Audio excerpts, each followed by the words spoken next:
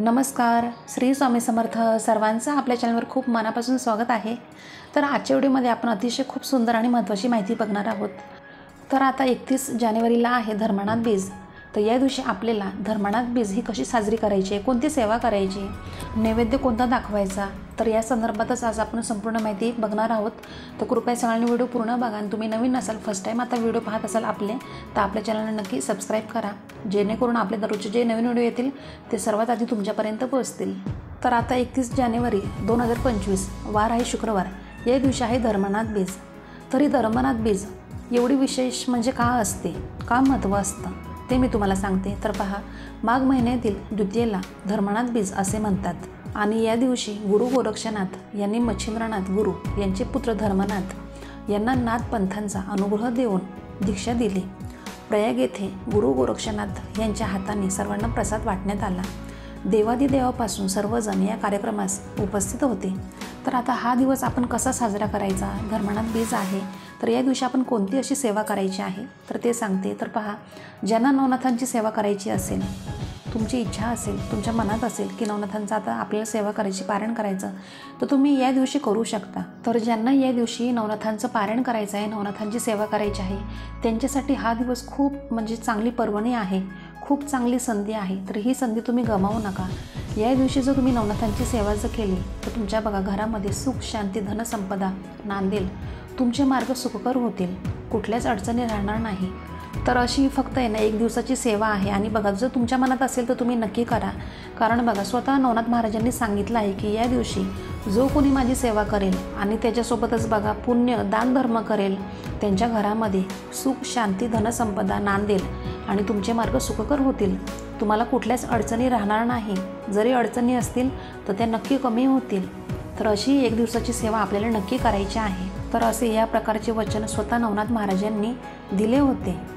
तर आता तुम्हाला सांगते, या दिवशी आपल्याला कोणती सेवा करायची आहे. तर पहा, आधी आपण सगळं घर आपलं स्वच्छ करायचं आहे, नंतरच सेवेला लागायचं आहे.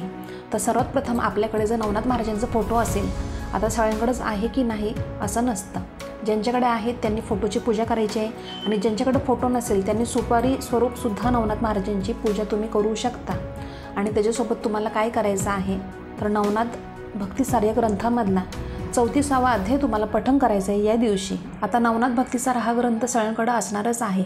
आणि जरी तुमच्याकडे नसेल ग्रंथ तर तुम्ही काय करायचं आहे तर यूट्यूबला तुम्ही बघा आणि तसं तुम्ही वाचन करू शकता.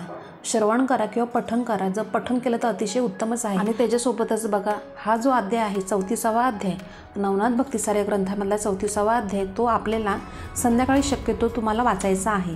कारण शक्यतो संध्याकाळी हा ग्रंथ वाचला जातो. नवनाथ भक्तिसार हा ग्रंथ संध्याकाळी आपण वाचत असतो. ज्यावेळेस पारायणसुद्धा करतो ना, तर संध्याकाळीच आपल्याला वाचायचा असतो. जर तुम्हाला शक्य नसले संध्याकाळी तर तुम्ही सकाळीसुद्धा वाचू शकता तुमच्या वेळेनुसार. पण तुम्ही या दिवशी धर्मनाथ बीज आहे तर या दिवशी तुम्ही ही संधी चुकवू नका.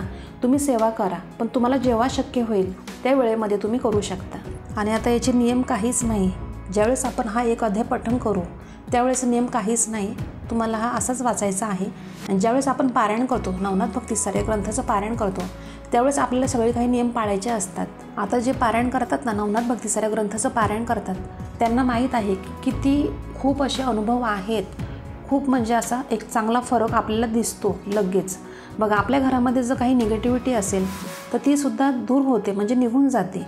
आणि जर आपल्या घरामधली निगेटिव्हिटी जर निघून गेली तरच आपल्या घरामध्ये सुख, शांती, समाधान हे आपोआप येत असतं.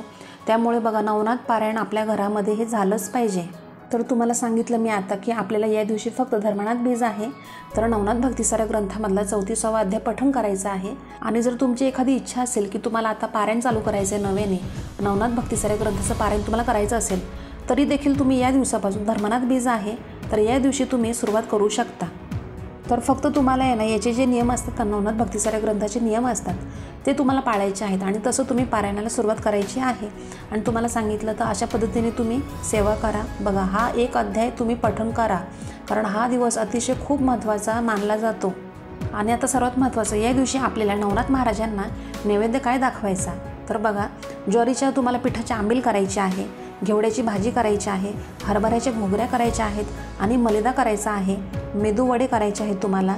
आणि शक्यतो तुम्हाला मी सांगेल की मेदूवडे तुम्ही ज्यावेळेस कराल तर तुम्हाला फक्त म्हणजे 9 याप्रमाणे तुम्हाला ठेवायचे आहेत. नवनाथ महाराजांना असे तुम्हाला सगळे नैवेद्य हे आहेत तर ते अर्पण करायचे आहेत.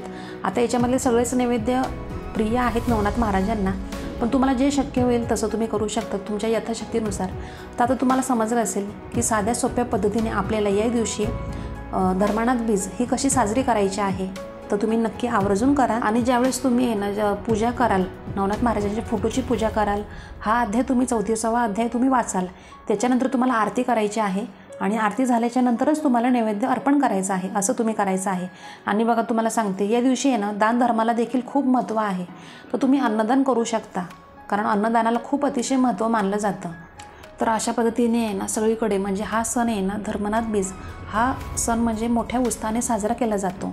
तर तुम्हीसुद्धा नक्की करा ही सगळी काही सेवा. तर चला, आजचा व्हिडिओ इतकंच होता. अतिशय छोटीशी माहिती होती पण खूप महत्त्वाची उपयुक्त माहिती होती. तर आजचा व्हिडिओ तुम्हाला थोडा तरी आवडला असेल तर व्हिडिओला आपल्याला लाईक करा, शेअर करा, सबस्क्राईब करा आणि कमेंट करायला विसरू नका. तर आपण दररोज अशाच नवीन व्हिडिओमध्ये भेटत जाऊ. तर आजचा व्हिडिओ मी आपल्या स्वामी समर्थ महाराजांनी रुजू करते आणि इथंच थांबते. धन्यवाद. श्री स्वामी समर्थ.